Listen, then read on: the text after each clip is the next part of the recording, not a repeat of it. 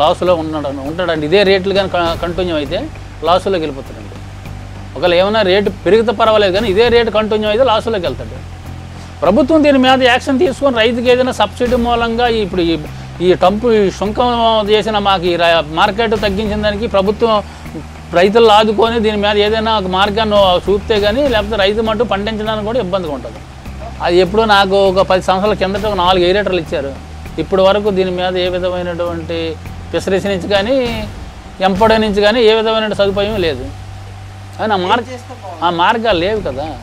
రైతుకి ఏదైనా సరే గిడ్డంగులు ఉండి స్టాక్ పెట్టుకోవడం అవకాశం ఉండాలి ముందు. ఇప్పుడు సడన్గా నా చెరువు పంటకు వచ్చింది, ఇప్పుడు ప్రజెంట్ మనం మార్కెట్కి వెళ్తే మార్కెట్ డౌన్లో ఉంది, మరి ఇప్పటికిప్పుడు ఈ పంటను తీయకపోతే చెరువులో చచ్చిపోద్ది. ఇది ఎందుకంటే పచ్చి వ్యాపారం కనుక సడన్గా తీసేయాలంటే మార్కెట్ ఇప్పుడు ఆ కంపెనీ వాళ్ళతో టైఅప్ మాట్లాడితే మార్కెట్ లేదండి, మార్కెట్ సుంకం పెంచండి, ఇప్పుడు మార్కెట్ ఇప్పుడు అయితే లేదు, ఈ రేటు ఉంది అంటాడు. మరి ఆ రేటుకి ఇచ్చేస్తే లాస్ అవుతాము.